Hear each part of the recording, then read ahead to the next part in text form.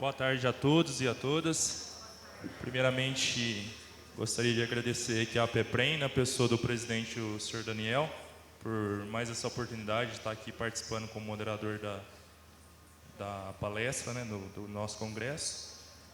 E pedir para vocês, eu sei que depois do almoço dá um pouquinho de sono, um pouquinho de preguiça, mas prestarem atenção que o tema é importante. Sobre a nova lei de licitação, que não é nova lei, né? Ela já desde 2021 foi sancionada, publicada, só que começou a valer de fato para a gente a partir de 1º de janeiro de 2024, mas ainda traz bastante dúvidas para a gente, né? E o tema aqui é o desafio da implementação da lei 14.133 no RPPS e inexigibilidade para serviços atuariais. Os nossos palestrantes é o Lucas Castanho e o Matheus de Paiva Mucim. Vou falar um pouquinho aqui sobre o currículo dos dois. O Lucas, ele é advogado com pós-graduação em Direito Administrativo, servidor público efetivo da Prefeitura Municipal de Ubatuba desde 2014. Foi secretário municipal de Assuntos Jurídicos e secretário municipal de Administração da Prefeitura de Ubatuba. É membro do Conselho Deliberativo e do Comitê de Investimento do Instituto de Previdência Municipal de Ubatuba. Possui certificação CGR-PPS, APIMEC, CPR-PPS CODEL 1 e CPR-PPS CG Nível 2 Totum. Atualmente desempenha a função de assessor de gestão previdenciária e agente de contratação do Instituto de Previdência de Ubatuba. Lucas, por favor. Pessoal, antes do Lucas começar aqui, pessoal, vamos fazer o seguinte, combinar para deixar para as perguntas ao final, para eles não perderem a linha de raciocínio deles, do tema que eles vão estar abordando. E dar um aviso aqui para os membros da APEPREM que tem a assembleia às 17h30 para todos. Obrigado, pessoal. Lucas. Matheus, por favor. Por favor. O Matheus, deixa eu falar também o currículo dele, aproveitando aqui, então. Aí a gente divide o período entre os dois aqui. O Matheus... O currículo dele é graduado em Direito pelo Centro Universitário Fundação de Ensino, Otávio Bastos, especialista em Direito do Trabalho e Processo de Trabalho pela instituição Damásio, especialista em Direito Digital, Proteção de Dados e Compliance, trabalhista pela Escola Mineira de Direito, especialista em Perícias e Auditorias Trabalhistas pela Escola Mineira de Direito, pós-graduando em Direito Corporativo e Compliance pela Escola Paulista de Direito, advogado, servidor público, atualmente diretor jurídico e ex-membro do Conselho Administrativo do IPSJBV, ex-membro do Comitê Gestor de Proteção de Dados da Prefeitura Municipal de São João da Boa Vista, membro efetivo da Comissão de Direito do Trabalho da 37ª Subseção da Ordem dos Advogados do Brasil, articulista, cargo atual, diretor jurídico, São João Prev. Lucas, a palavra é sua. Obrigado, Cleiton. Boa tarde a todos. Oi, boa tarde.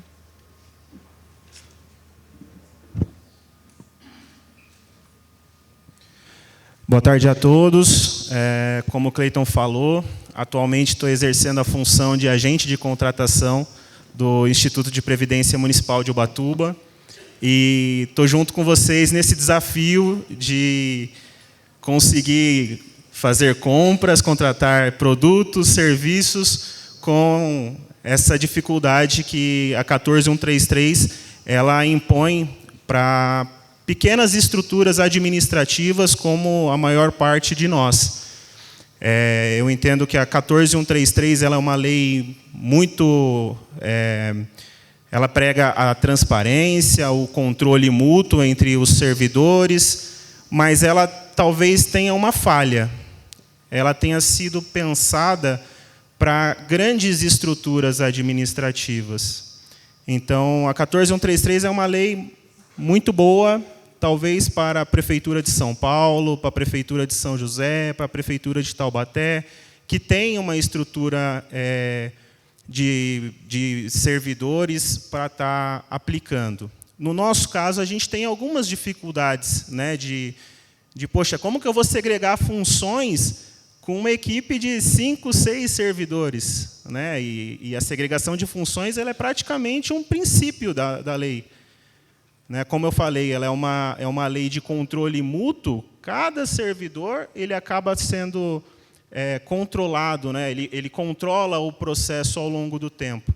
Então, o servidor que faz o documento de formalização de demanda, ele controla o documento de formalização de demanda. O servidor que vai fazer o estudo técnico preliminar, ele vai ter que ver se o documento de formalização de demanda está adequado, está correto, se não tem que retroagir para outra fase.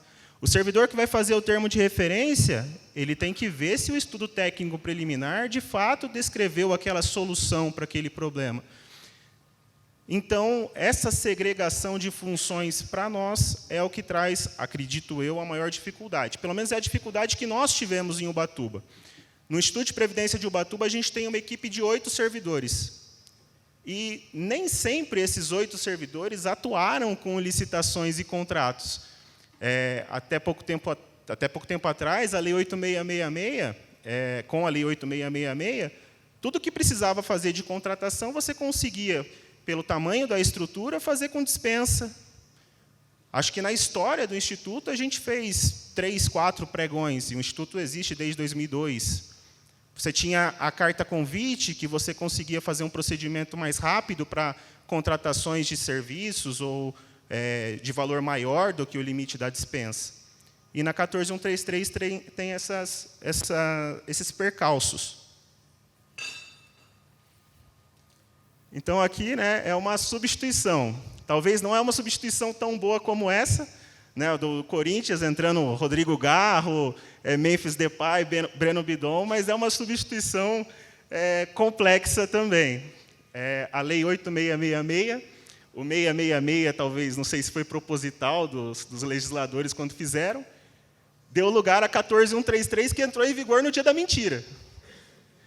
Então, a gente já vê que a licitação já é um serviço complexo quando sai a 666 e entra a lei que entrou em vigor no dia da mentira. Né? Então, vamos falar um pouquinho sobre a 14133.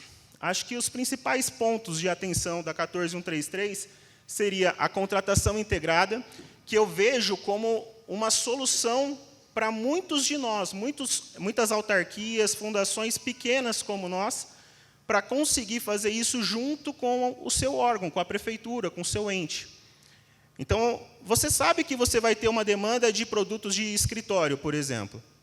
E você sabe que a sua prefeitura vai ter uma demanda de produtos de escritório. A sua prefeitura, normalmente, tem um setor de licitação mais estruturado do que o do seu RPPS. E por que não unir? Até porque, se a gente estiver falando de vantajosidade, de eficiência, uma compra com mais produtos, em tese, ela é mais vantajosa economicamente do que uma compra com menos itens. Porque aí você tem o custo da logística, você tem o custo de uma plataforma que você possa utilizar. Então, a contratação integrada entre o seu RPPS, né, que é o nosso público aqui, e a prefeitura, talvez seja uma oportunidade que a gente possa ver nessa nova lei, que não é tão nova assim, né? Como o Cleiton falou, ela é de 2021. Procedimentos eletrônicos. Eu vejo que os procedimentos eletrônicos, ele foi também uma vantagem na 14133. Eu trabalhei na 8666 e a sessão de pregão, do pregão presencial na 8666, era complexa. Não sei se vocês já participaram de um pregão na 8666, de prefeitura, por exemplo, é complexa. E pela 14133, você tem todo o procedimento eletrônico, você tem sites, você tem plataformas que fazem isso, que são homologadas pelo governo, que você não sabe quem está dando lance, você não sabe quem está participando, e para o agente de contratação, no caso do pregão para o pregoeiro, que são a mesma pessoa, acaba trazendo uma segurança um pouco maior. Né? E aí voltamos ao ponto da segregação de funções. Então, como eu disse no início, a pessoa que participa do processo, ela tem o dever de autocontrolar esse processo. É muito importante, por exemplo, você não permitir que a pessoa que vai descrever o objeto que você está precisando comprar, se é um software, uma plataforma, um serviço, essa pessoa que chegou ao objeto, concluiu o objeto, essa pessoa não pode participar da formação de preço desse objeto, por uma questão que a lei traz de autocontrole. Né? A gente sabe que tinham muitas fraudes em licitação, a gente vê no noticiário várias fraudes nesse tipo de coisa, e a nova lei ela tenta trazer nessa segregação de funções um autocontrole do servidor. Até porque, se você estiver atuando no processo e tiver um erro grosseiro no processo e você não apontar esse erro, você também pode responder por ele. Ah, não fui eu que fiz, não fui eu que assinei, mas é um erro grosseiro no processo. Você atuou depois desse erro. Você não questionou no processo, é isso mesmo? Está certo? Foi feito dessa forma? Então, são pontos que a gente precisa ter cuidado. Responsabilidade do parecerista. Tem muito procurador aqui? Na 8666, o parecer no processo licitatório, ele era em relação às minutas e editais.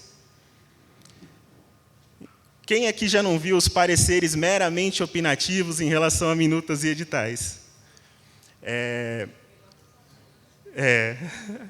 Na 14133, o parecerista, o advogado, o procurador, ele pode continuar dando o parecer dele meramente opinativo. Só que o meramente opinativo ele não vai ter peso para a análise dos órgãos de controle. O parecer, neste caso da 14133, ela é da análise de todo o processo licitatório. Então, é aquilo que eu falei do autocontrole. A pessoa que fez o documento de formalização de demanda, ele cometeu um erro. A pessoa que atuou no estudo técnico preliminar, cometeu um erro. A pessoa que fez o termo de referência não errou. A pessoa que fez análise de risco, não, em tese, né, não teria errado. Mas ela deixou de observar. E a última fase desse autocontrole seria na análise jurídica, que seria talvez um dos das últimas fases do processo, dentro da fase interna, né, antes de você abrir a licitação para a fase externa. Então, o parecer jurídico, ele é em razão de todo o processo, e não só em relação às minutas. E de tudo isso, o que a gente vê? A necessidade de planejamento. Eu não posso mais abrir um processo de uma hora para outra. Aqui eu coloquei o planejamento ele bem destacado em vermelho, porque na 8666, planejamento era citado uma vez. Na 14133, a palavra planejamento ela é mencionada 12 vezes. Isso não foi um acaso do legislador. Quando ele institui plano de contratação anual, estudo técnico preliminar, análise de riscos, isso não é para meramente um documento a ser feito. Inclusive, o Tribunal de Contas da União multou um caso onde o estudo técnico preliminar foi meramente para protocolar. Não se realizou o estudo como deveria ter sido feito. Eles pegaram os critérios que tinha que ter no estudo técnico preliminar, preencheram algo parecido, algo que eles entendiam que iam sabonetar, e o Tribunal de Contas da União falou, não, o estudo técnico preliminar é para você entender qual que é a solução que o seu órgão precisa. Você vai fazer uma contratação de limpeza, por exemplo, de serviço de limpeza, você precisa de quantos servidores? Esse servidor vai ficar 8 horas, vai ficar 4 horas? Como que vai ser a forma de contratação? Você vai contratar uma empresa, você vai fazer um concurso público. Você tem servidores na rede? Você já viu se o município pode ceder, se existe um convênio, alguma coisa? São os pontos que têm que ser vistos na fase do planejamento, mais especificamente no estudo técnico preliminar. Então, todos esses mecanismos demonstram que a 14133 ela traz o planejamento como um grande princípio da lei. Na verdade, ela já é considerada um princípio. A 14133 traz o planejamento como princípio. Então, como eu estava falando, os mecanismos de planejamento da 14133, o plano de contratação anual, eu preciso entender, um ano antes, o que eu vou razoavelmente precisar adquirir para o ano seguinte. Poxa, eu sei que eu vou precisar de papelaria e escritório. Acredito que nenhum órgão aqui, nenhum RPPS não precisa de produtos de papelaria e escritório. Eu vou precisar de produtos de limpeza. Eu tenho que fazer essa previsão no exercício anterior. Por que traz essa previsão? Porque o fornecedor, a pessoa que vende para os órgãos públicos, ela precisa também, talvez, se preparar para te fornecer o melhor preço. Então, ela entra lá nas licitações, ela vai ver, olha, o Instituto de Previdência de Ubatuba vai contratar um software de gestão, por exemplo. Esse software de gestão, a empresa que fabrica isso, ela já vai se organizar para quando o Instituto de Previdência abrir uma licitação ou fazer o seu estudo técnico, ela se colocar à disposição. Ela pode mandar um e-mail para o Instituto de Previdência de Ubatuba, por exemplo, apresentando um portfólio para auxiliar no estudo técnico preliminar. Então, o plano de contratações anual, lá em Ubatuba, a gente publica sempre em dezembro. Já é o segundo ano que a gente tem publicado. A gente está com uma dificuldade muito grande para publicar no PNCP. A gente usa lá a plataforma da BLL em Ubatuba, e até então a BLL não tinha esse link do plano de contratação anual com o PNCP, e a gente tinha bastante dificuldade. Agora parece que as plataformas elas se adaptaram, se entenderam, e vai ser possível. Mas o documento, plano de contratação anual, nós publicamos como forma de portaria, está no Diário Oficial, só estamos com essa dificuldade para passar para o PNCP. Estudo técnico preliminar, já falei bastante sobre ele. Análise de riscos, também é um exemplo da fase de planejamento da contratação, onde você precisa ver tudo que pode dar errado no seu processo.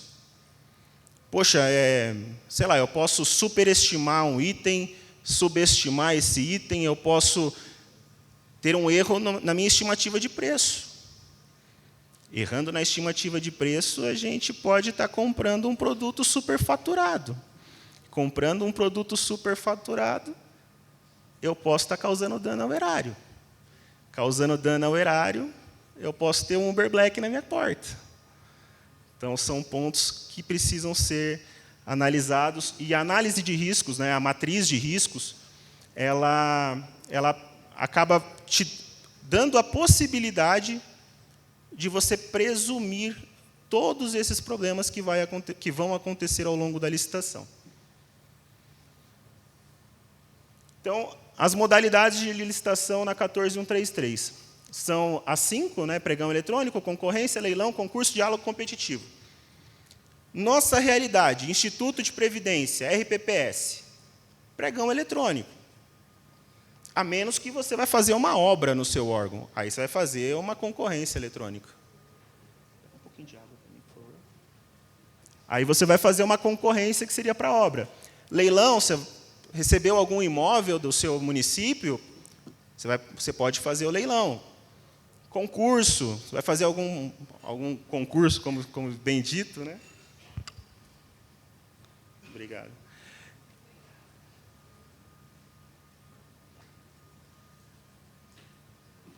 Obrigado.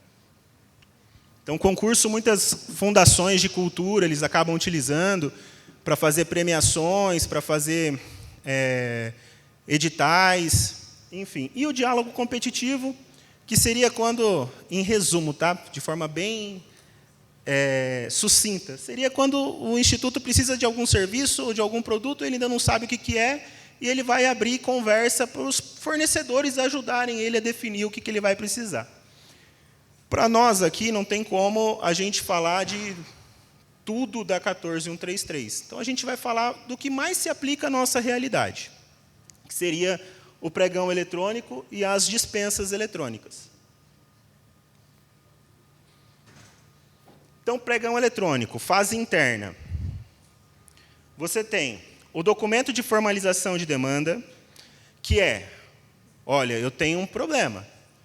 Eu preciso de limpeza. Meu contrato de serviço de limpeza do meu instituto, ele acabou, não consigo mais prorrogar, e eu preciso de uma solução, porque eu não posso ficar num órgão sujo, basicamente. Preciso ter uma manutenção.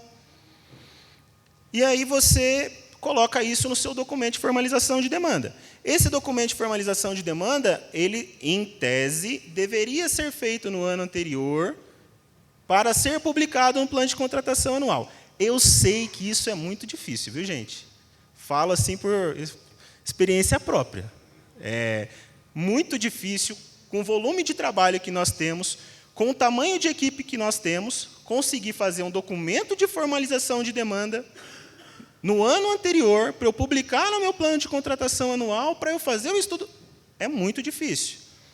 Mas, como a gente tem feito e a gente tem justificado isso nos processos, eu faço o plano de contratação anual. Quando eu vou, já no exercício do ano que eu vou contratar, isso é uma estratégia nossa, Ubatuba, porque a gente também não tem jurisprudência suficiente para entender como o Tribunal de Contas vai interpretar isso.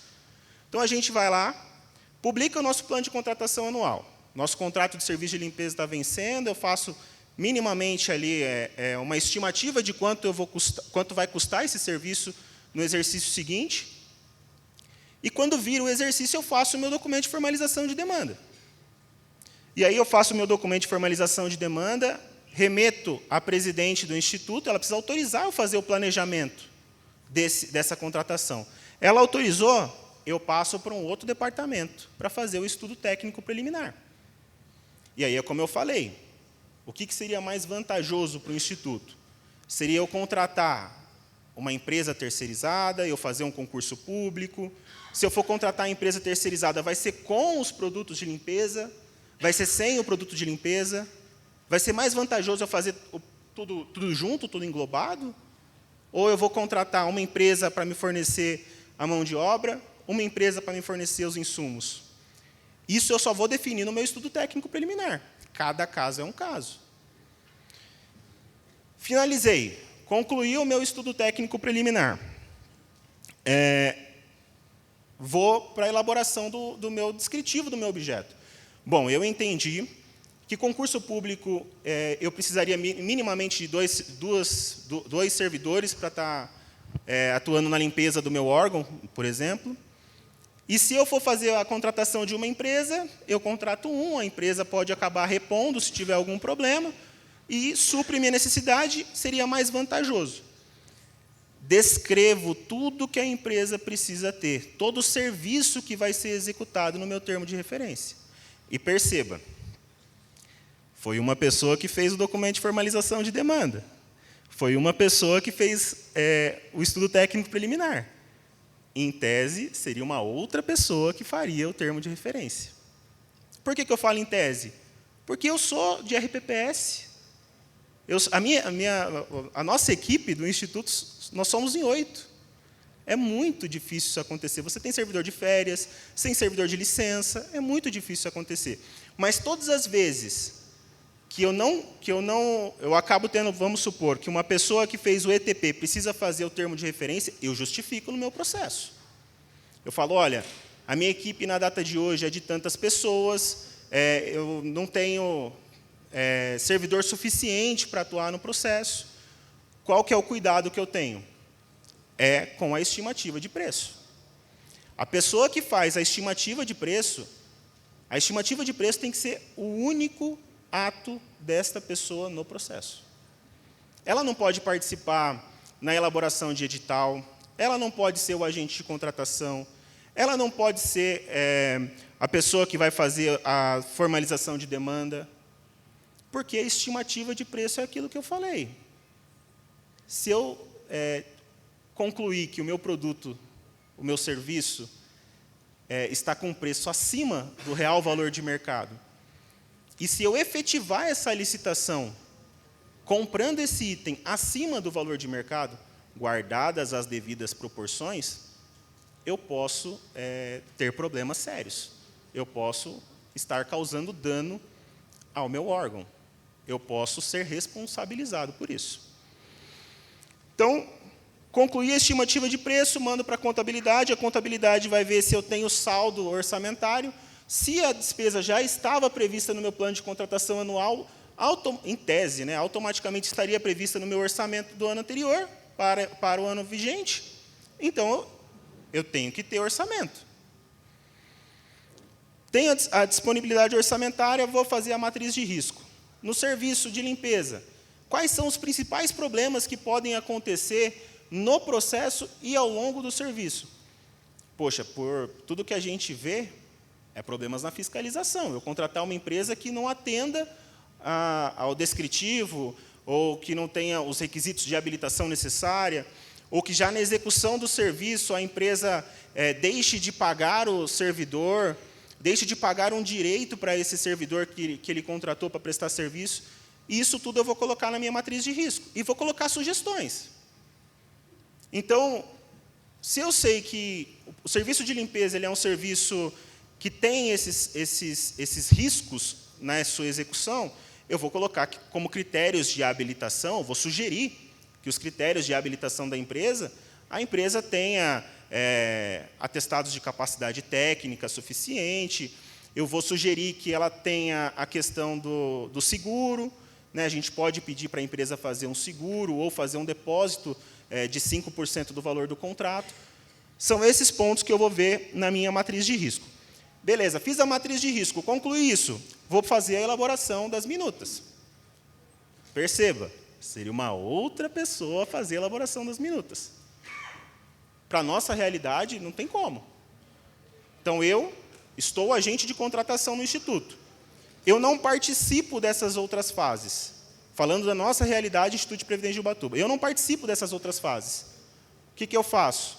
Eu elaboro as minutas. Por quê? Porque são minutas padrões. São as minutas que são utilizadas há anos, na verdade, desde que a Lei 14.133 entrou em vigência, que já foram atestadas pelo meu jurídico, e eu vou lá e mudo. Normalmente, o edital e os contratos são poucas alterações que você precisa fazer. Então, eu faço a elaboração das minutas, remeto para parecer técnico, vamos supor, se eu estou contratando um sistema de informática, um software, um computador, eu vejo se tem mais algum problema que possa acontecer nisso.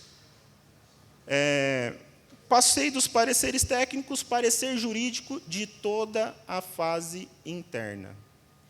Não é em relação à minuta, não é em relação ao edital. E se o seu jurídico apontou que em alguma fase do processo ocorreu um erro, você volta ao processo para corrigir aquele problema. Por isso que você tem que ter um planejamento de tempo. Enfim, seu jurídico falou que seu processo está legal, remete para a autoridade máxima, presidente, superintendente, autorizou, publica e vai para a fase externa.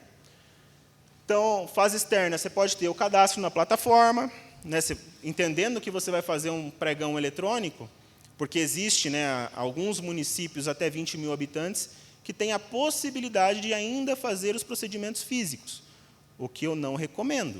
O procedimento eletrônico ele acaba sendo muito mais seguro para nós, servidores, que estamos atuando no processo. Então, faz o cadastro na plataforma da sua escolha, publicação, PNCP, diário oficial e jornal de grande circulação. A necessidade de publicação dos pregões em jornal de grande circulação, ela permanece na lei. A partir daí, você vai para os prazos, a própria 14.133 ela traz um rol de prazos, normalmente de 8, 15, 30 dias, depende do objeto. Serviço comum, se eu não me engano, 8 dias, se eu não me engano. Disputa, as pessoas vão fazer aquele leilão de quem oferece o menor preço.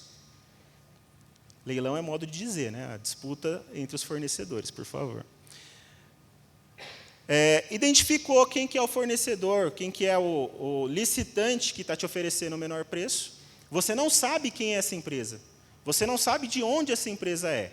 Você sabe que a empresa número 01456 ofertou o menor preço para aquele serviço ou para aquele objeto.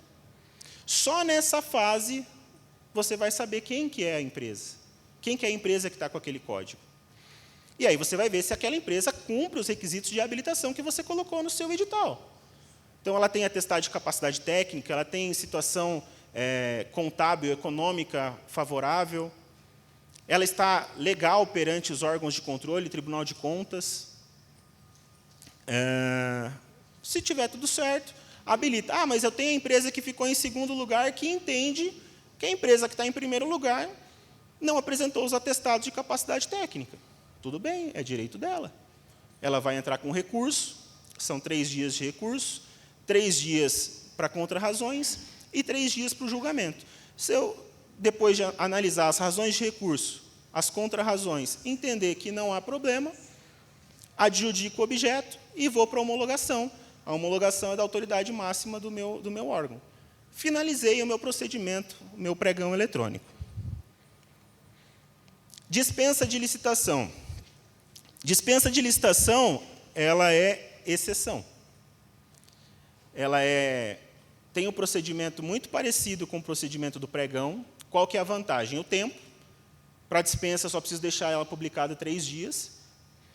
Ela é mais utilizada para dispensas de valor, dispensa que tenham por objeto bens, componentes ou peças durante o período de garantia técnica.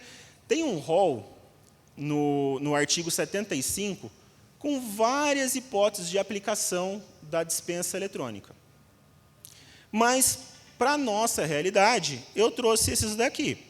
Então, para contratações, para dispensa em razão de valor, contratações de obras e serviços de engenharia até 125 mil, outros serviços e compras até 62 mil, e esses valores são anuais, e aí vai depender da regulamentação do seu município ou do seu órgão, se esse valor ele é por natureza do objeto ou se ele é de todos os objetos. Tem municípios que regulamentou entendendo que esse valor de dispensa ele é para o ano inteiro. Tem município o meu município, Ubatuba, por exemplo, no início, fez um decreto entendendo que o valor de 62 mil, por exemplo, que está hoje, ele era para tudo, no ano inteiro. Hoje, houve uma alteração no meu regulamento e eu posso entender, dar a interpretação a esse dispositivo, que é por natureza do objeto. Concurso público, para você também pode fazer uma dispensa de licitação para contratar concurso público, desde que a empresa cumpra esses requisitos. Na dispensa de licitação, o procedimento é quase o mesmo do procedimento do pregão. Por isso que eu falo que a dispensa ela é uma exceção. E não sou eu que falo, são as análises que a gente tem dos poucos tribunais de contas que se manifestaram a respeito ainda, entendendo que a dispensa de licitação ela é uma exceção. Porque se você tem o seu planejamento correto, você faz o pregão. O que muda? O prazo, os 3 dias. Talvez você tenha um edital mais simplificado para você fazer a dispensa. Tem municípios, por exemplo, o meu município, Ubatuba, fala que eu tenho que ter a disputa. Tem município que entende que não precisa ter a disputa, que eu publico.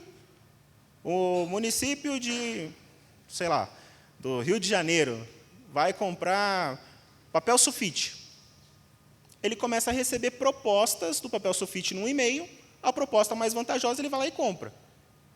Tem municípios que isso não é possível, que eu preciso ter a disputa entre as propostas. Então, documento de formalização de demanda, plano de contratação anual, autorização do planejamento, ETP, TR, estimativa de preço, disponibilidade orçamentária, análise de risco, elaboração de minutas, pareceres, autorização para publicação. Aí eu tenho habilitação e qualificação, para ver se a empresa cumpre os requisitos, que é aquilo que eu já falei. Razão da escolha, eu preciso justificar qual que é a justificativa. Ele ofertou o menor preço na minha dispensa. Fiz a dispensa, analisei todos os requisitos do edital, ele cumpriu. Razão da escolha, menor preço, vantajosidade para o meu RPPS. Justifico o preço está de acordo com a minha estimativa de preço. Estando de acordo, faço a adjudicação e homologação. Inexigibilidade seriam para contratações de exclusividade, impossibilidade de critérios. O Matheus vai falar mais sobre isso, mas é quando haveria uma dificuldade de competição entre propostas. Mas o Dr. Matheus vai falar mais sobre isso, eu vou deixar para ele abordar esse assunto. Compra direta, aqui é bem polêmico. Compra direta na 14133. Quando a gente fala em dispensa eletrônica, a dispensa eletrônica ela é uma compra direta. Mas, quando a gente compara a 14133 com a 8666, a gente sabe que na 8666 eu pegava 3 orçamentos, comprava e estava tudo certo. Não tinha todo esse protocolo, todo esse procedimento. E na 14133? Na 14133, não deveria existir. Mas, o parágrafo 2º do artigo 95 dá a entender que é possível fazer essa compra direta. Por que eu coloco que dá a entender? Porque aqui a gente está falando de algo muito próximo dos adiantamentos dos órgãos.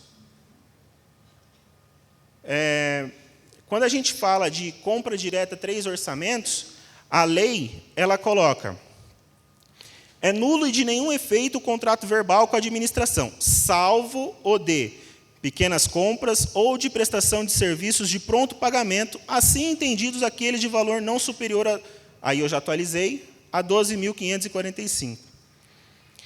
Salvo o de pequenas compras ou de prestação de serviços de pronto pagamento, assim entendidos aqueles de valor não superior a 12.000 com valor atualizado. Eu, particularmente, entendo que a gente está falando do adiantamento.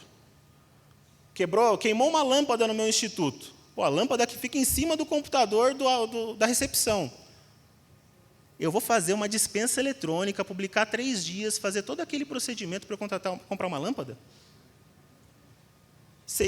Não seria razoável da nossa parte. Eu iria utilizar todo um procedimento administrativo para um item que seria de um valor baixo, sucinto. Então, entendo que para essas compras do dia a dia, a questão da lâmpada, lá em Ubatuba a gente teve assento de vaso sanitário, tampa de vaso sanitário. Imagina fazer uma dispensa eletrônica para comprar tampa de vaso sanitário. Então, a gente vai lá, pega 3 orçamentos, no depósito tem bastante, a gente pega 3 orçamentos, eu justifico que, se eu for fazer uma dispensa eletrônica, a empresa que vai me fornecer esse item, ela vai ter que pagar uma porcentagem do valor que ela vai ofertar para a plataforma que ela vai utilizar. Se eu utilizo a BLL, uma parte do valor que ela vai pagar para o instituto, né, da proposta que ela fez, ela tem que pagar uma porcentagem para a plataforma que ela está utilizando. Então, no final das contas, se eu fizer uma dispensa, eu posso estar pagando um valor mais caro do que o valor que realmente deveria. Então, entendo que, nessas situações, seria possível essa modalidade de compra direta. Então, quais foram as estratégias de implementação que nós tivemos? Eu fui para o Instituto de Previdência de Ubatuba, para ficar na sede do Instituto, em 1º de fevereiro de 2024. De lá para cá, a gente teve acesso a algumas oportunidades de capacitação, até com a BCPrev. A gente teve curso com a doutora Rita, a gente teve curso com o Dr. Douglas, e esses cursos foram muito importantes para a gente, enquanto equipe, entender de tudo isso e definir essas formas de trabalho que a gente tem implementado no Instituto. Então, a capacitação, gente, ela é fundamental, ela é essencial. Não tem como a gente exigir de um servidor que nunca mexeu com isso, nunca trabalhou com isso, fazer um estudo técnico preliminar sem saber o que é isso. Embora, na própria lei, tenha todos os itens que tem que ter no estudo técnico preliminar, no seu termo de referência, tem um rol de todas as perguntas que você tem que responder. Ainda assim, a capacitação é fundamental para a pessoa que vai elaborar esses documentos. Então, aqui a gente brinca, né, o espírito de Gabriela sempre foi assim, por que vai alterar? Então, a gente também teve alguns problemas com isso, a gente conseguiu superar. Cultura da conformidade, a gente passar a implementar o procedimento correto. Isso dá uma satisfação muito grande, a gente consegue dormir até melhor. Fala, nossa, foi difícil, deu um trabalho pra caramba, mas conseguimos superar, o nosso processo foi publicado, homologamos, conseguimos um preço bom, que bom. Então, a cultura da conformidade, você sentir a conformidade mesmo, de você cumprir a missão da 14133. Então, planejamento e cronograma de ações, importância do planejamento, você precisa criar um planejamento para o seu órgão atingir essa conformidade. Lá a gente tem alguns fluxogramas, então o processo vai de um departamento para o outro, de uma pessoa para outra. E talvez a dica que eu posso dar para vocês que tem dado mais certo para a gente lá em Ubatuba, que é o controle por checklist. Então, foi feito o documento de formalização de demanda, foi feito o estudo técnico, foi feito. Está tudo certo. Então, agora eu vou mandar para o parecer jurídico, vou ver o que o parecer jurídico vai falar. E aí, conclusão. Então, os desafios na implementação, a capacitação e treinamento de servidores é fundamental, oportunidade de melhoria e transformação e sucesso. A 14133, embora tenha toda essa dificuldade que a gente já mencionou, que talvez ela tenha sido realmente pensada por uma estrutura maior do que a que nós temos hoje, ela traz esse procedimento de autocontrole que traz uma eficiência, uma segurança e uma transparência nas contratações. Eu me arrisco a dizer que uma contratação elaborada na 14133, ela vai trazer mais segurança para a gente, enquanto servidor, do que uma contratação elaborada na 8666. Só que a 14133, ela tem os seus percalços, ela tem as suas dificuldades. Até por isso, essa segurança e esse controle, ele é incentivado na 14133. Não só incentivado, ele é exigido. E aqui eu trago uma frase do professor de Direito Administrativo, que o serviço público é o patrimônio dos que não têm patrimônio. Então, nós, enquanto servidores públicos, a gente precisa prezar por esse patrimônio. A gente sabe que um erro nas contratações, uma contratação ineficiente, pode faltar dinheiro lá na ponta para pagar os benefícios, as pensões. A gente precisa ter esse zelo e esse cuidado até com a gente mesmo, porque é o nosso CPF. Toda vez que eu assino um processo como agente de contratação, é o meu CPF que está ali. O Tribunal de Contas, se ele for vir, ele vai perguntar quem que é o agente de contratação. Pô, teve um erro lá na base, você não viu? Você responde por isso. Então, como servidor público, a gente precisa ter esse cuidado, independente da responsabilidade com a gente mesmo, mas com a sociedade, com o dinheiro público de modo geral. Acho que é isso. Obrigado, gente.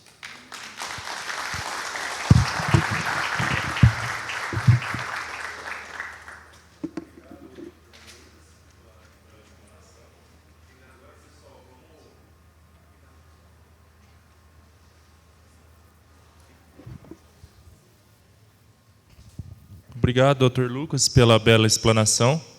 E agora, pessoal, vamos passar a palavra aqui para o Dr. Matheus e deixar as perguntas para o final, viu? Que até porque o tempo é bem pequeno aqui para eles falarem sobre o assunto.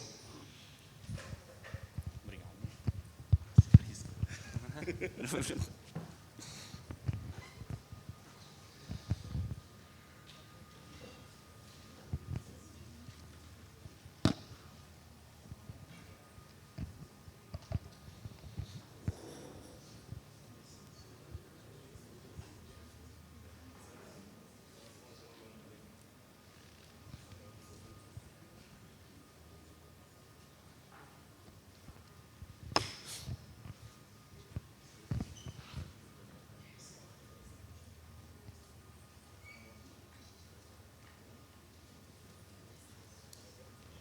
É o outro.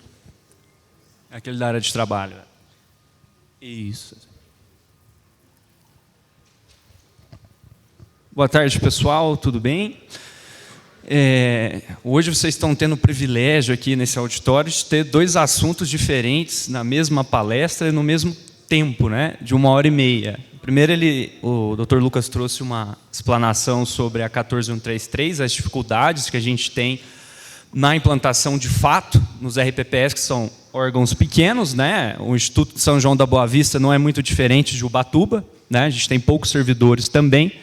E agora a gente vai entrar na inexigibilidade de licitação, que é um tabu que a gente herdou da 866, que a gente precisa mudar, especificamente no termo ali para serviços atuariais, mas não se aplica somente a serviços atuariais. Eu verifiquei que tem o pessoal de investimentos aqui e também é aplicável para consultoria, assessoria e investimentos, tá?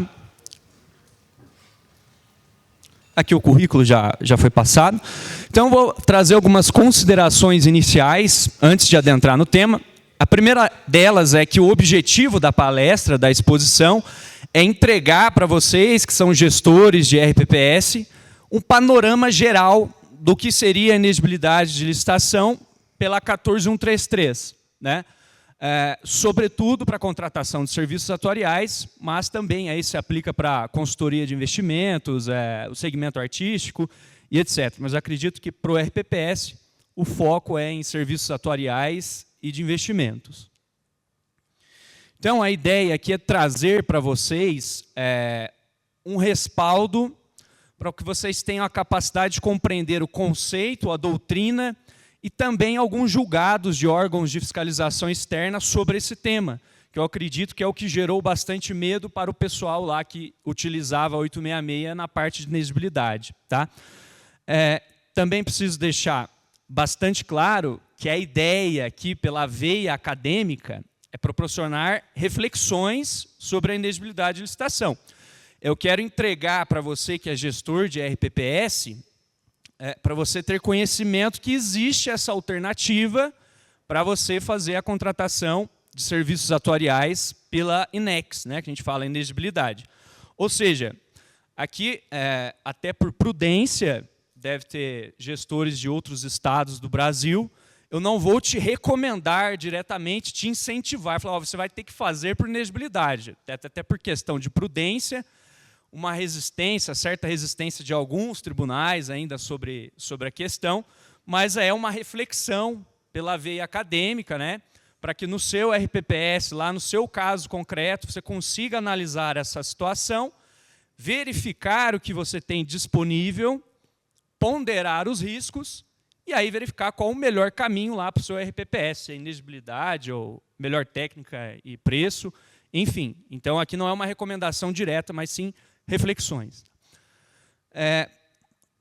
Colocado isso, a gente vai fazer uma pequena introdução, mas o que seria a inexigibilidade de licitação na verdade? A inexigibilidade de licitação ela é uma forma de contratação direta, trazida pela 14133, e ela é uma exceção à regra geral. A regra geral da administração pública, como a gente já sabe, é licitar, né, é promover a disputa, promover a ampla concorrência, mas a própria legislação, a própria Constituição Federal, ela reconhece que em algumas situações a competição ela se torna inviável, ela não é mais adequada, ela não é o melhor caminho, e aí tem a abertura para a gente, por exemplo, contratar por meio da inexigibilidade, tá? O próprio legislador constituinte entendeu que em algumas situações a competição ela não é viável, dada a natureza daquele objeto. Tanto a exceção como a regra geral estão lá no artigo 37, inciso 21 da Constituição Federal, sobre essa matéria. Como regra geral, né, o Dr. Lucas já explanou sobre isso, o procedimento licitatório, o intuito dele é buscar para a administração pública naquela contratação a proposta mais vantajosa. Como a administração pública vai fazer isso ali na regra geral? Ela vai promover, através da isonomia, da justa competição, da fixação de critérios objetivos de comparação, a busca pela proposta que melhor se adeque ao que a administração pública está pretendendo, né? De tal forma que a gente consiga evitar um superfaturamento. Então, através do procedimento licitatório, a gente consegue garantir uma transparência naquela contratação, uma isonomia de participação entre aqueles fornecedores, uma prestação de contas e também a própria eficiência naquele serviço, naquele objeto que está sendo licitado, que são aí princípios basilares da relação do Estado com o cidadão. Por outro lado, a inexigibilidade ela é um procedimento que tende a ser mais célere, mais ágil. O ente público ele vai conseguir aquele objeto de uma forma mais rápida, afastando o procedimento licitatório. Em alguns casos que o objeto ele é mais complexo, ele é um objeto mais específico, a natureza ali envolvida ela é mais específica, então você afasta a comparação por critérios objetivos e você promove a contratação direta, que é a inexigibilidade. Então, ela atua de uma forma mais ágil, mais eficaz, nessas contratações de maior urgência para a administração pública. E aí a gente entra num grande tabu, né? A gente vê bastante sobre isso. O menor preço, ele é um sinônimo de eficiência e qualidade naquele objeto que você está contratando? Isso aí eu acho que é um tabu, eu acho que é muito herdado também no estado de São Paulo. O estado de São Paulo, como um todo, tem isso bastante enraizado. Em alguns estados, isso não é tanto reafirmado assim, mas no estado de São Paulo a gente vê isso com bastante frequência. Isso não é uma verdade. O menor preço, nem sempre ele vai ser o sinônimo de eficiência e qualidade. Isso tem que ficar bastante claro. Por quê? Quando a gente vai fazer esse tipo de análise, existem contratações em que o fator preço ele não é determinante. A natureza daquele serviço, a natureza daquele objeto, ela deve ser levada em consideração na análise do que seria mais vantajoso para a administração pública. Isso é muito importante que fique claro. O menor preço ele não é melhor preço. É uma distinção que tem de ser feita. O menor preço ele não é o melhor preço, porque o melhor preço ele é uma relação de custo-benefício. Eu não posso somente olhar para o valor. E por que eu digo que a natureza desse serviço ela é muito relevante nessa análise? Porque se a gente tem, por exemplo, uma contratação de um serviço ordinário, um serviço comum, ou seja, o que seria um serviço comum? A execução dele é padronizada, o seu objeto ele é de uma baixa complexidade. Nesses casos, o menor preço como critério ele pode ser bem visto, porque ainda que você promova o menor preço, você consegue estabelecer ali outros critérios objetivos para garantir uma qualidade mínima.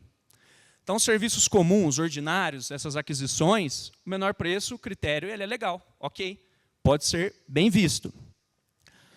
Por outro lado, quando a gente tem um serviço técnico, um serviço especializado, e a maioria dos serviços técnicos são, obviamente, de ordem intelectual, o menor preço ele não pode ser o fator determinante, porque na maioria das vezes o serviço técnico especializado ele está relacionado com uma área de grande risco da administração pública.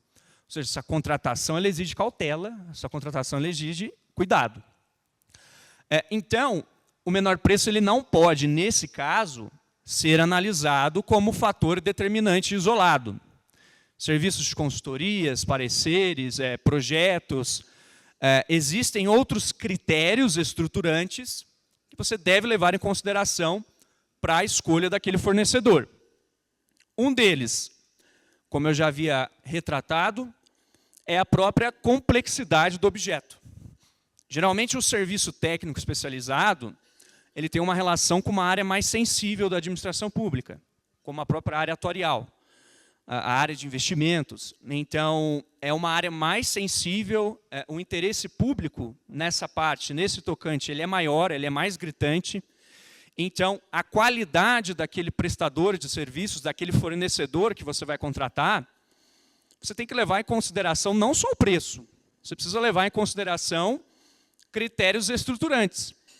o gabarito daquele profissional, o histórico de atuação daquele profissional, a metodologia que aquele profissional adota, no caso concreto, a sua estrutura operacional, isso é muito importante nos dias de hoje, ou seja, ele trabalha sozinho, ele tem uma equipe por trás, ele tem um aparato tecnológico, ou seja, aquele know-how a gente tem que levar em consideração nesse tipo de serviço.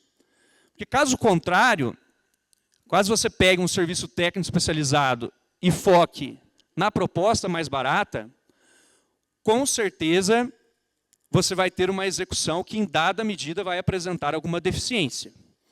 E essa deficiência vai gerar um retrabalho, pode gerar um risco, pode gerar uma falha, e, no final, aquilo que era para ser mais barato para a administração pública, no curto prazo, a longo prazo, ela vai se tornar um ônus financeiro maior, e aí a gente vai ter os riscos aí dos órgãos de fiscalização externa, na parte atuarial, que envolve até o Ministério da Previdência, o Tribunal de Contas, os apontamentos, aí as sanções, punições, multas. Então, aquilo que, em primeiro lugar, era para ser uma economia, a longo prazo se torna um pesadelo. Então, colocando esse tabu por queda, né, nessa introdução, eu trago um exemplo da parte de investimentos, mas que eu considero que um RPPS ele tem 3 grandes corações, né? Um RPPS, que seria a parte de benefícios, a parte de investimentos e a parte atuarial. Então, é o tripé. Um RPPS, a base do regime próprio de previdência são essas 3 áreas. E aqui é um exemplo da parte de consultoria e investimentos, o prejuízo que uma contratação equivocada, uma prestação de serviço deficiente, equivocada, gerou aos cofres públicos, que no final das contas é dinheiro daquele segurado, que ele vai se aposentar, ele vai precisar se sustentar, um prejuízo aí que ultrapassa a casa de 10 milhões de reais. Então, essa é a primeira consideração inicial da exposição, da palestra, né? Que o menor preço nem sempre ele vai ser eficiência e qualidade para a administração pública. Inclusive, o gestor ele pode ser responsabilizado, como a gente vai ver adiante, por promover serviços técnicos especializados por menor preço. Tá? Agora, a gente faz um panorama aqui entre a inexigibilidade na antiga lei de licitações, a 866, com a nova lei de licitações, a 14133. Vocês vão perceber que a redação da 14133 ela bebe muito daquilo que o Tribunal de Contas da União já se manifestava sobre a interpretação da 866. Então, em muitos casos, a redação da 14133, sobretudo na parte de inexigibilidade, ela é um Ctrl-C, Ctrl-V de decisões do próprio TCU, sobre a época da 866 ainda. Então, é uma cultura que começou na 866 um pouco equivocada nas interpretações, principalmente pela terminologia que a antiga lei utilizava, e que o próprio TCU foi dando um entendimento que hoje é adotado pela nova lei. Então, quando a gente tinha aqui a antiga lei de licitações, em ambos os casos, tanto a antiga quanto a nova, a gente vai ver que a inexigibilidade ela só vai ser cabível quando a competição for inviável. Então, isso manteve. E aí a gente tem um primeiro ponto aqui que coloca em especial nos casos de. Ou seja, esse em especial nos casos de, ele nos remete a um rol que é exemplificativo. Ou seja, não é um rol taxativo. No seu caso concreto, podem existir situações de inexigibilidade que não estão elencadas nas alíneas do inciso 3º, mas que a inexigibilidade pode ser bem-vinda. Não é um rol exaustivo, taxativo, ele é um rol exemplificativo. E aí, qual foi a grande diferença da antiga legislação para a nova? A antiga legislação, ela exigia que o serviço técnico, etc., mas o serviço, o objeto, ele fosse de natureza singular. Essa terminologia que gerava grandes debates, grande insegurança jurídica pela antiga legislação. E, na nova redação, essa terminologia ela foi removida. Né? O legislador acabou com essa terminologia. Então, passou-se a exigir somente que o serviço fosse técnico especializado e de natureza predominantemente intelectual. não se fala mais em natureza singular. Aqui eu coloquei das alíneas do inciso 3, as duas que eu acredito que melhor se encaixem com a parte atuarial e também de investimentos, né? São estudos técnicos, planejamentos e a parte de assessoria ou consultoria, que existem outras hipóteses também. E aí vem a pergunta, quanto seria inviável a competição? Também não pode sair a rodo fazendo elegibilidade também, né? Tem que ter um critério. O critério é o seguinte, é inviável a competição quando os modelos tradicionais que nós temos no ordenamento jurídico, na parte de licitações, eles se demonstrarem insuficientes ou inadequados ou deficientes para você alcançar o interesse que a administração pública tem naquele objeto. Então, quando o modelo tradicional de licitação ele aparentar ser inadequado ou insuficiente para eu alcançar o que a administração pública está pretendendo, o interesse público envolvido naquele objeto, a competição será inviável. E da redação antiga para a redação nova, a gente tem, então, que a 866 ela exigia que o serviço fosse de natureza singular, e aqui que é a grande questão, que houve a confusão, que muitos gestores, não só de RPPS, mas prefeitos, etc., eles tinham receio em fazer a inexigibilidade por conta dessa terminologia, a natureza singular, porque eles confundiam natureza singular com exclusividade, com unicidade. Ou seja, só existe aquela empresa que é capaz de prestar aquele serviço, aquele objeto. Isso é um equívoco. Tá? A natureza singular, como a gente vai ver mais adiante nos julgamentos que aparecem, ela não está relacionada com a exclusividade. Tá? Ela está relacionada com a impossibilidade de você fazer comparação por critérios objetivos. E a nova lei, ela só vai exigir tão somente que o serviço seja técnico especializado e de natureza predominantemente intelectual. Tudo bem, se você fizer uma pesquisa nas obras mais recentes da nova lei de licitações, você vai perceber que aí a gente teve uma divisão, duas correntes doutrinárias surgiram sobre a matéria. A primeira, que a natureza singular ela não é mais exigida para você fazer uma inexigibilidade de licitação, porque ela foi removida expressamente do texto legal. Então, ponto. Seria basicamente a vontade do legislador, do constituinte, reformador, que removeu expressamente a natureza singular. Essa é uma corrente doutrinária, e tem a de baixo, que é a que está em negrito, que eu considero, ao que me parece, é a mais, com mais autores, ao que parece a majoritária, né? E também, ao que me parece, é a mais segura, por um órgão público adotar, é que a natureza singular ela continua sendo exigida de uma forma implícita. Por que implícita? Porque a natureza singular ela está intimamente relacionada com a inviabilidade de competição. Então, uma coisa não exclui a outra. Na verdade, as duas andam de mãos dadas. Por quê? Porque a natureza singular ela está relacionada com a impossibilidade ou a deficiência de você estabelecer critérios objetivos de comparação entre propostas. Nesse caso, aquele objeto ele é de natureza singular. Você não consegue traçar critérios objetivos para você comparar o fornecedor A com o fornecedor B. Então, nesse caso, você afasta o modelo licitatório tradicional, que é pautado por critérios objetivos de comparação. Lá na disputa, depois na fase de habilitação, e etc. Então, a natureza singular ela é um requisito implícito, porque ela se relaciona justamente com a inviabilidade de competição. E é interessante falar isso, porque, por exemplo, o Alexandre Sarkis, do Tribunal de Contas do Estado de São Paulo, ele fala que o termo inviável ele também não é muito adequado. Né? Ele fala que, na verdade, o termo deveria ser inconveniente, ou seja, a competição ela é inconveniente, seria melhor do que inviável. Porque, querendo ou não, ele usa até esse exemplo. Se você pegar a Cláudia Leite e a Ivete Sangalo, Você consegue comparar as duas para ver qual que é melhor. Só que essa comparação ela é inconveniente, né? Então, seria uma terminologia que possa ser mais interessante para a redação.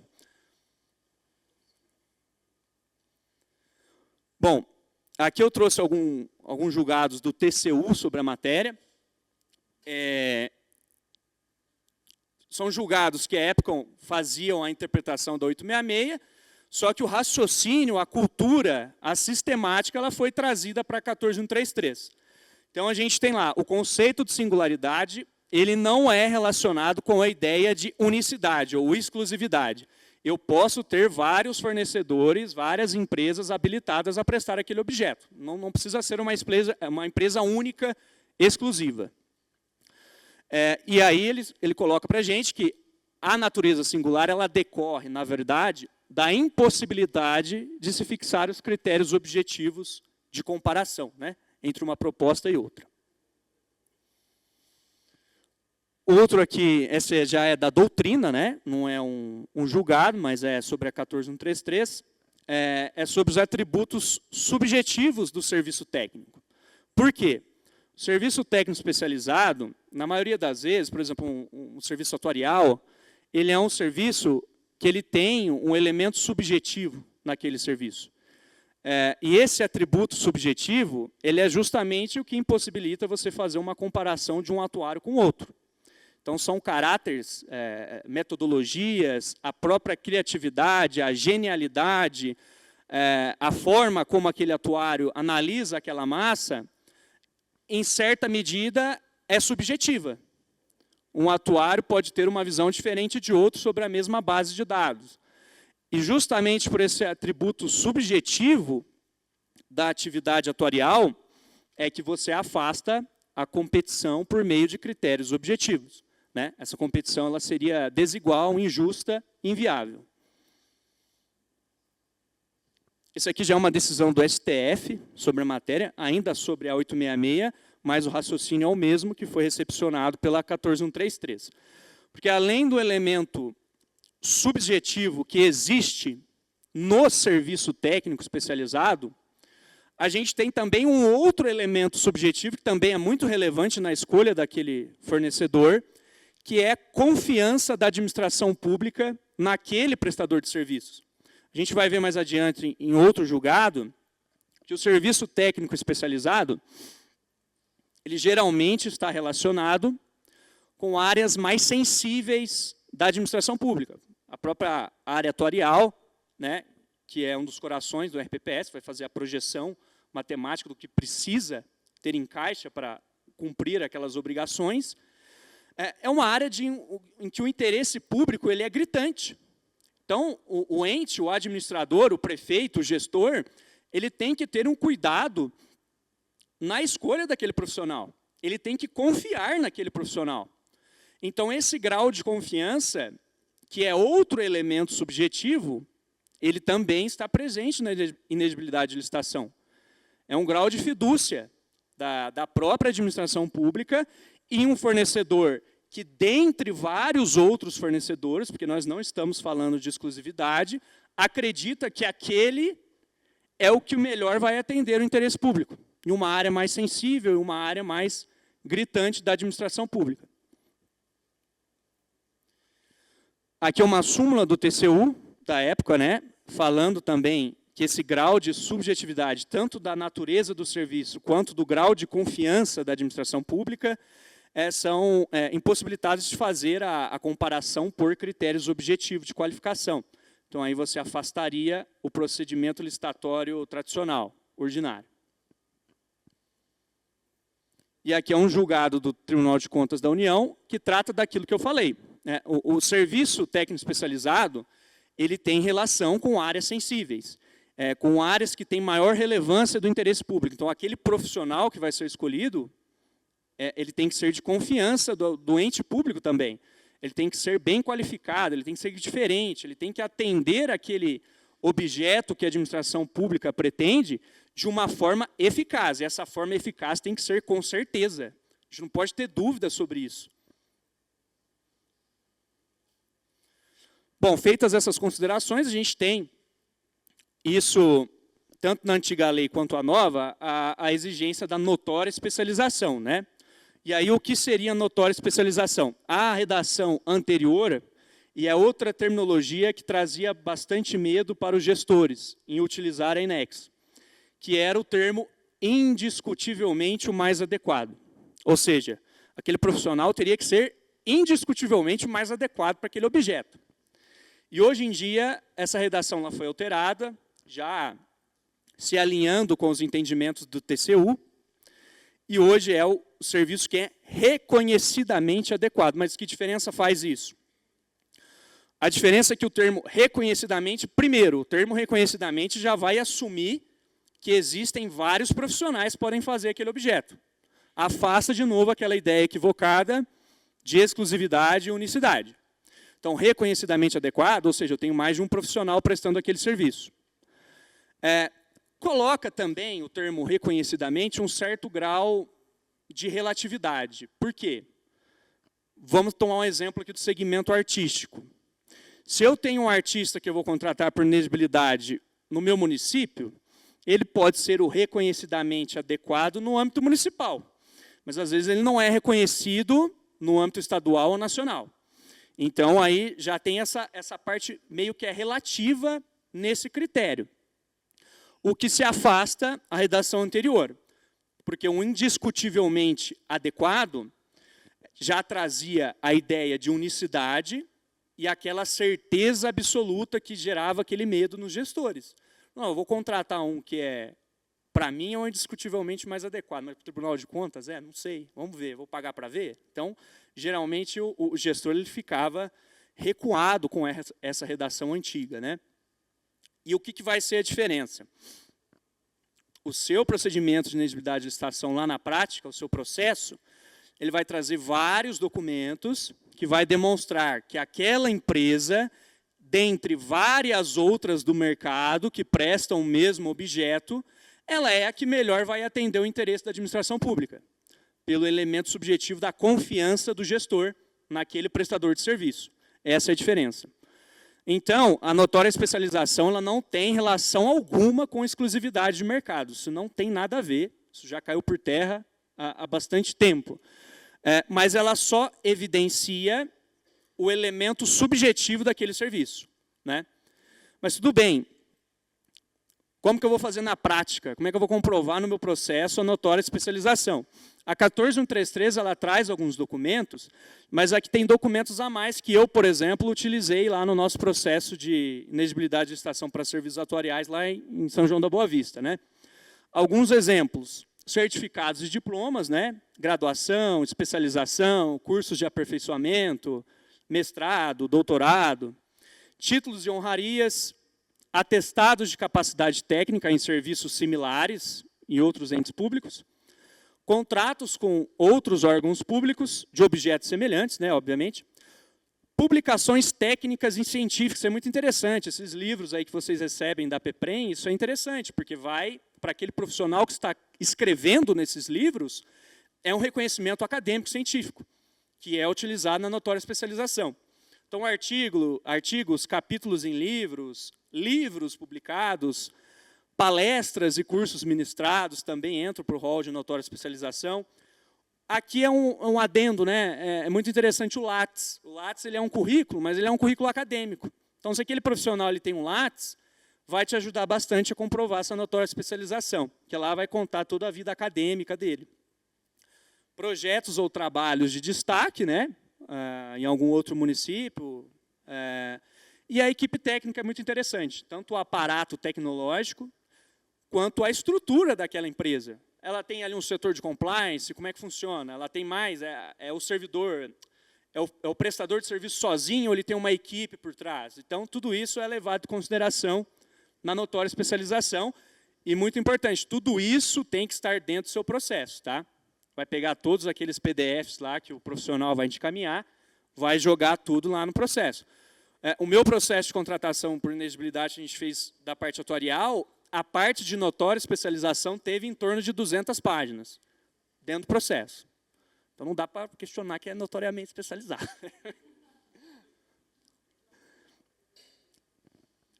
E aí vem a questão central da palestra, né? O serviço atuarial, ele é de natureza técnica e especializada e predominantemente intelectual. E aqui, humildemente, a minha opinião, mas também existem outras autoridades que defendem a mesma opinião. O Sarkis, do Tribunal de Contas de São Paulo, o Sidney Beraldo, também do Tribunal de Contas de São Paulo, defendem dessa mesma forma. Por quê? Porque o serviço técnico, o serviço atuarial, ele é técnico especializado de natureza predominantemente intelectual, para se enquadrar na inegibilidade. Por quê?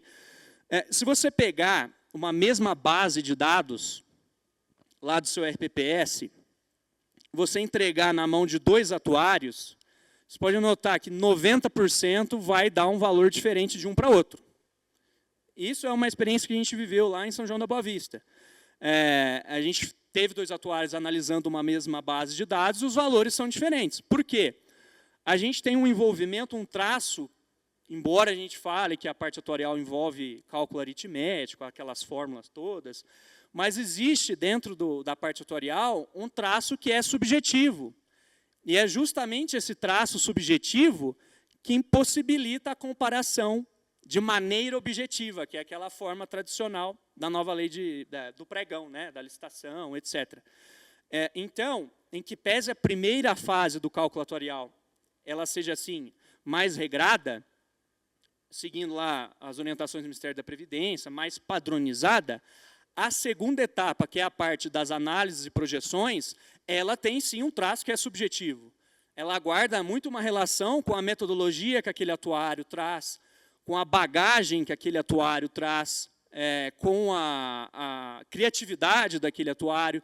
Então, tudo isso revela que o serviço atuarial ele tem um traço subjetivo, uma bagagem única, que vai justificar a inegibilidade, porque você não vai conseguir comparar através de critérios objetivos. Então, nesses casos, os serviços atuariais teriam um enquadramento na INEX. Né? Vários municípios já têm feito dessa forma, aliás. E aqui é muito interessante. A inegibilidade de licitação não é sinônimo de superfaturamento. Isso tem que ficar bastante claro. Não é porque eu vou contratar a inegibilidade de licitação que aquele fornecedor vai botar o preço que ele quiser no serviço. Tá? Que isso fique bastante claro. Como qualquer outro processo de contratação direta, a gente vai ter que ter uma fase regular de levantamento de mercado, lá no artigo 23 da nova lei de licitações.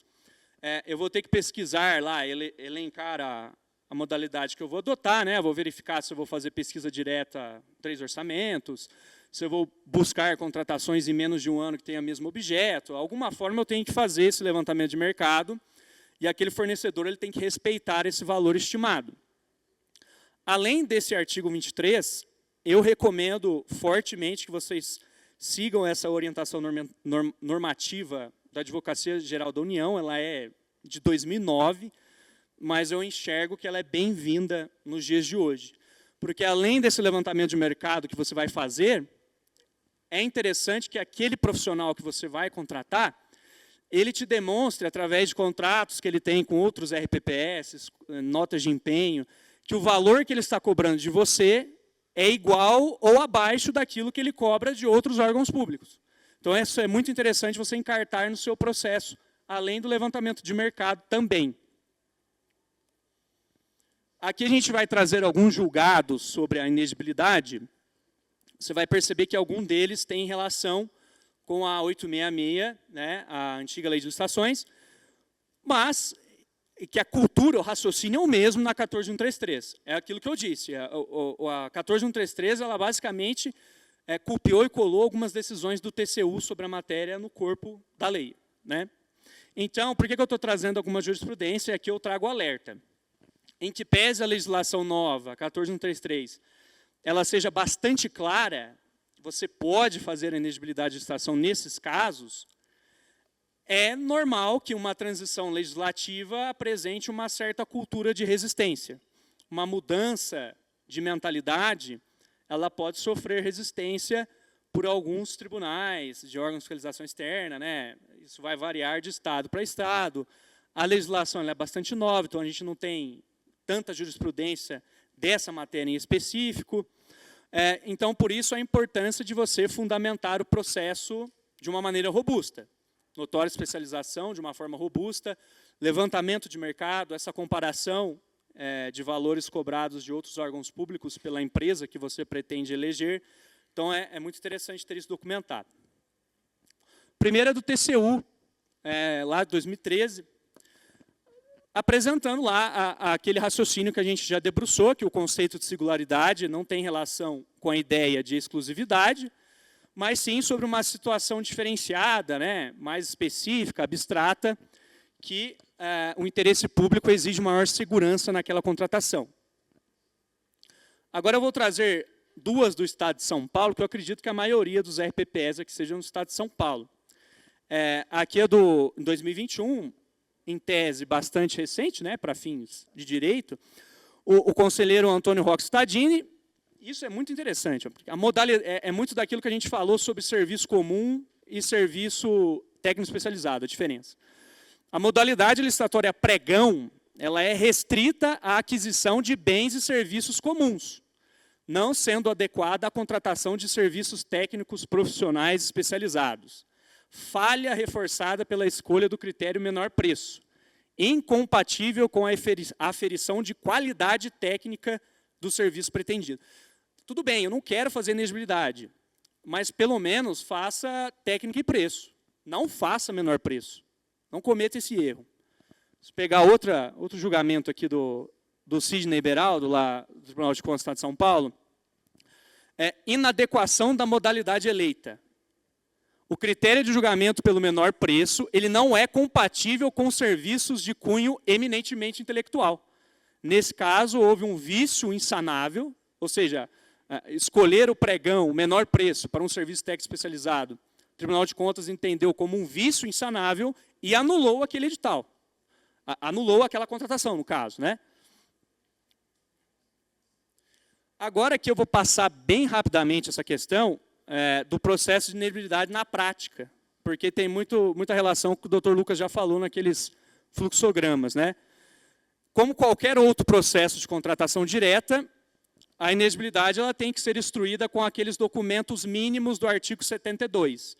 Então, sendo inelegibilidade, vai seguir aquele mesmo rito. Como que seria mais ou menos na prática? Seria mais ou menos isso. Você vai ter o documento de formalização da demanda, a previsão no plano de contratações anual, que embora seja facultativo, é uma boa prática de planejamento, que eu recomendo que o façam. O ETP, talvez um dos documentos mais importantes da inelegibilidade é o ETP. Por exemplo, lá em São João da Boa Vista, quando eu fiz o ETP com a diretoria administrativa, o ETP ele foi feito da seguinte forma: o que eu tenho aqui? Compensa eu criar um cargo de autuário? Aí eu peguei lá mais ou menos o padrão de procurador, contador, e a longo prazo ficaria mais oneroso para o Instituto de Previdência, né? Então, a gente faz esse levantamento das hipóteses até para você chegar na terceirização desse serviço, né? Na contratação desse serviço. Então, é um documento muito importante. Análise de riscos, né? No que vai envolver aquela contratação na fase de planejamento, mas também na fase de execução. O termo de referência, que aquela empresa vai ter que estar vinculada. O relatório de pesquisa de preço, que aí é a estimativa, né? Do que você pretende gastar. A dotação orçamentária, ali pela sua contabilidade, você tem recursos para isso. Aqui eu acho interessante, embora não seja obrigatório, um parecer jurídico prévio. Como a inelegibilidade é um processo com maior risco, né, entre aspas, esse parecer jurídico prévio é para dar ali mais segurança no decorrer do processo. Depois é juntada a proposta dessa futura contratada, né, que você pretende firmar, os documentos de habilitação, e aqui é muito importante, robusta documentação de notória especialização. Você vai juntar lá 200 páginas de certificados, currículo, tá? Para ficar bem robusto mesmo, para evitar apontamento. A compatibilidade de preço com o valor estimado, né? O orçamento, a proposta daquela empresa tem que estar dentro daquilo que você orçou. E aquilo que é praticado pela própria empresa, que é aquela orientação da AGU. Né? Você vai juntar lá orçamento, notas de empenho, contrato dela, demonstrando que o valor que ela pratica com outras prefeituras, RPPS, está de acordo com o que ela está cobrando de você. Comprovação dos requisitos de habilitação, né, que vai estar lá no termo de referência, a justificativa da escolha daquele contratado, por que você está escolhendo ele ao invés de outros, né? O parecer jurídico final do processo inteiro, vem aí a autorização da autoridade competente, lá o seu diretor, o superintendente, o presidente do seu RPPS, e a publicidade do ato que declara inexigível a licitação. Isso aí você vai ter que publicar no seu jornal oficial, jornal de grande circulação, no PNCP, vai ter que ser publicado. E depois vem o contrato com as publicações aí, Diário Oficial, Portal Nacional de Contratações Públicas, e entra na fase de contratação, a fase contratual. Por fim, aquela último slide já, né, aquela recomendação, o PCA, Plano de Contratações Anual, embora ele seja facultativo, ele é bem visto pelos órgãos de fiscalização externa. Faz diferença para um RPPS que planeja o seu ano seguinte, todas as contratações que ele vai ter, até para fins orçamentários, isso é interessante. Então, privilegiando aí o princípio do planejamento, que é um dos que regem a nova lei de licitações, eu recomendo que façam também o PCA aí no RPPS de vocês. Acho que seria isso.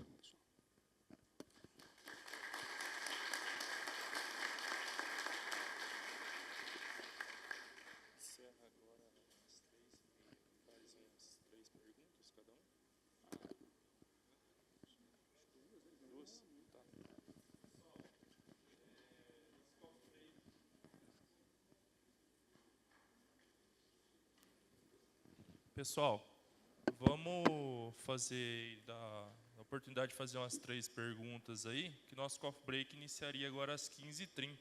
Então, quem tiver pergunta a fazer aí, levanta a mão, a gente leva o microfone até a pessoa.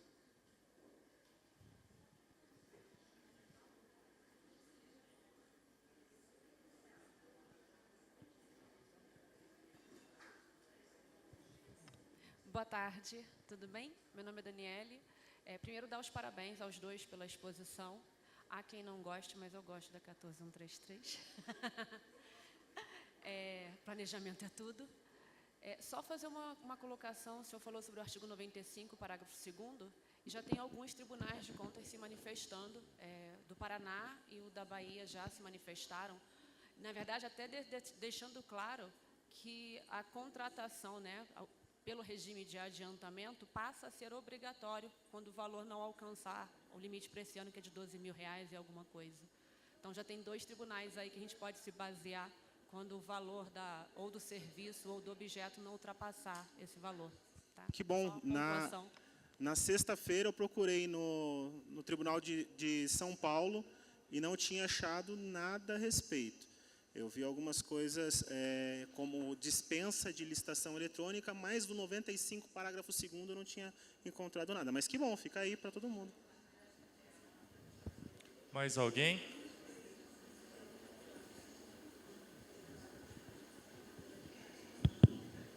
Boa tarde. Parabéns aí pela apresentação de vocês. Tem uma questão, e quando envolve 2 serviços, por exemplo, envolve serviços atuariais e financeiros ao mesmo tempo. Dá para entender também como inexigibilidade? Eu coloco isso mais uma questão, às vezes, por exemplo, empréstimos consignados, né? Envolve aí um suporte atuarial na questão do cálculo de provisões técnicas, para o evento, se alguém falecer, cobrir o risco, né?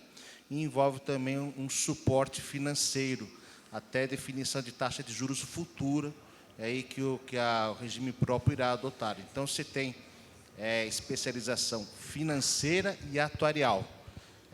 Tem algo nesse sentido, caberia também ou não? Julgamento a gente ainda não tem, né? Jurisprudência específica sobre isso, mas o que acontece é aquilo que a gente explanou, né? A inexigibilidade de licitação, na previsão legal da 14133, o rol ele é exemplificativo. Então, é aquilo que eu falei, ele não é um rol taxativo. Você pode ter situações, objetos, no seu caso concreto, que desde que se enquadrem naqueles requisitos, ou seja, a competição ela é inviável porque é um serviço de natureza singular, ele é um serviço abstrato, específico, muitas vezes com elementos subjetivos, quando a gente analisa a parte atuarial. Se enquadrando nesses requisitos, por ser um rol exemplificativo, eu entendo que também seria bem-vindo, até porque tem uma parte desse segmento que ela é atuarial, né? Mais E alguém? financeiro também abrange, de certa medida, a parte de investimentos, necessariamente, também. Mais alguém quer fazer alguma pergunta? Se não tem mais ninguém, pessoal, vamos agradecer aqui a bela explanação dos nossos dois palestrantes, Dr. Matheus e o Dr. Lucas, e trazer para eles aqui um mimo da PEPREM.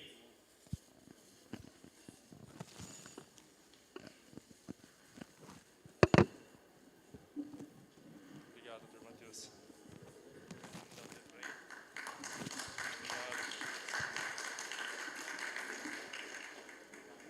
Obrigado a todos.